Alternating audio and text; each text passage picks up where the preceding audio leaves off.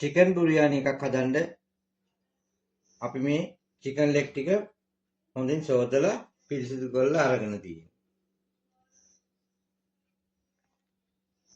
Chicken මසාලා එකට අපිට අවශ්‍ය වෙනවා රම්පා, කරපිංචා, බීලූණු, සුදු ලූණු, සීහින්ව කපාගත්ත තක්කාලි, හොඳින් තලාගත්ත කරාමුණැටි, කරඳ මුංගු, කුරුඳු පොතු, කුකුල් මස් එක සීසන් කරගමු. පහේ කුඩු අවශ්‍ය ප්‍රමාණයට,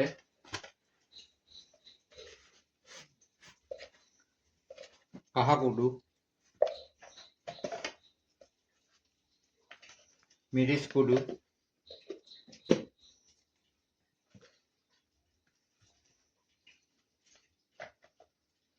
ලුණු කුඩු එක හොඳින් කලවම් කරගමු. හොඳට මස් කෑලි වලට ඇබ්සෝබ් වෙන විදිහට මේක කලවම් කරගමු. බුරියානි එක හදන්න යද්දී මේ ටික හොඳට සීසන් කරලා පැය භාගයක් විතර තියෙන්න අරින්න ඕනේ. මස් වලට හොඳට මිරිස් කුඩු මේ සියලු අමුද්‍රව්‍ය ටිකක් ඇබ්සෝබ් කරගන්නකම්.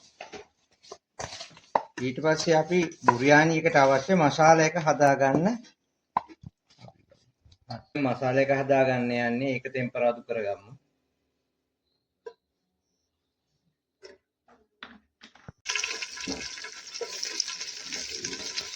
සුදු ලුණු, බීලූණු, කරපිංචා මේක හොඳින් සෝට වෙන්න අරින්න. පොළො දෙක තුන තියන්න.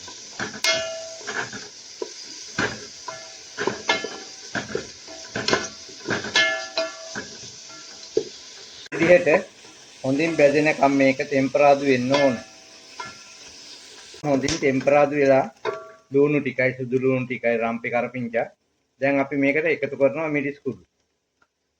මේ මිරිස් කුඩු එකතු කරලා මේක ටිකක් බැදෙන්න ඇරලා අපි තක්කාලි ටික එකතු කරගන්න ඕනේ මේ මසාලා එක හදාගන්න. දැන් අපි තක්කාලි ටික එකතු කරගන්නවා. තක්කාලි ටික හොඳින් ටෙම්පරාදු වෙනකොට මේකේ වතුර ගතිය උනනකම් අපි තක්කාලි ටික හොඳින් ටෙම්පරාදු කරගන්නවා. දැන් මේ දාපු තක්කාලි ටික හොඳින් මෑච් වෙලා අපේ මසාලා එක හැදීගෙන එන්නේ. තව ටිකක් හොඳින් කුක් කරගමු. මසාලා එකට චිකන් ටික එකතු කරගමු. මේ චිකන් ටික හොඳින් කුක් වෙන්න ආරිමු. ඊට පස්සේ අපි දැන් මේකට අවශ්‍ය පදමට ලුණු ටිකකුත් එකතු කරගමු. දැන් මේ චිකන් ටික අපි පැය භාගයක් විතර හොඳින් කුක් වෙනකන් තඹගමු.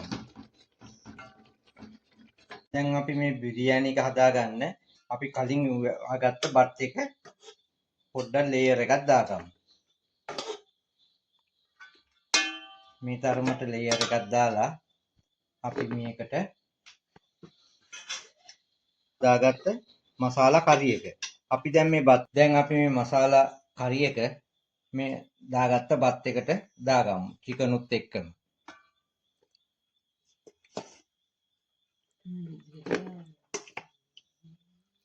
මසාලා ලේයර් එකක් දාගත්තා.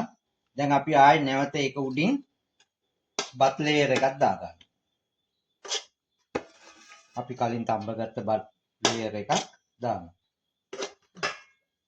මේ තියෙන්නේ බෙදගත්ත ලුණු, සුදු ලුණු, කරපිංචා. දැන් අපි මේ බත් එකකින් ලේයර් එකක් අර බත් එක උඩින් දාගමු. අපි මේ උඩින් මේක දාගන්න. මේකට දැම්ම මේ විදිහට. දැන් තව බත් ලේයර් එකක් මේ උඩින් දාගන්න.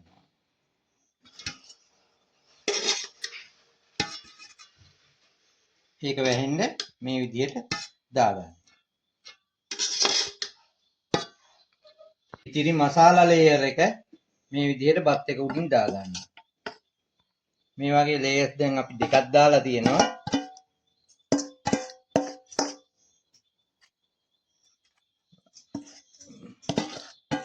ඉතිරිබත් ලේයර් එකත් මේ විදිහට උඩින් දානවා. මේකේ පොඩ්ඩක් කැටගතිය වාගේ තිබුණට නැවත අපි මේක දැන් ලිපේ සිමිල එකේ මේක කුක් කරනවා. මේක ඉතිරි බැදගත් ලුණු මිශ්‍රණය මේ විදිහට මේක උඩින් දානවා. දාලා අපි මේක අඩු ගින්දරේ පැයක් භාගයක් විනාඩි 40ක් විතර අපි අඩු ගින්දරේ උයා ගන්න ඕනේ. මේ විදිහට තමයි අපි බිරියානි එක හදාගත්තේ. අපි සාමාන්‍යයෙන් බිරියානි එකක් උයන්න මම පාවිච්චි කළේ උයාගත්ත බත්. සාමාන්‍යයෙන් මසාල එක හදන ගමන්ම මේකට අපි සෝදාගත්ත හාල්ම දාලා ඒ විදිහටම බිරියානි එක උයා ගන්නත් පුළුවන්. මේක ටිකක් පහසුයි ඉක්මන්. රසවත් රෙසිපි ඉදිරියටත් දැනගන්න ෂෙෆ් ප්‍රදීප් YouTube channel එක subscribe කරලා තියාගන්න.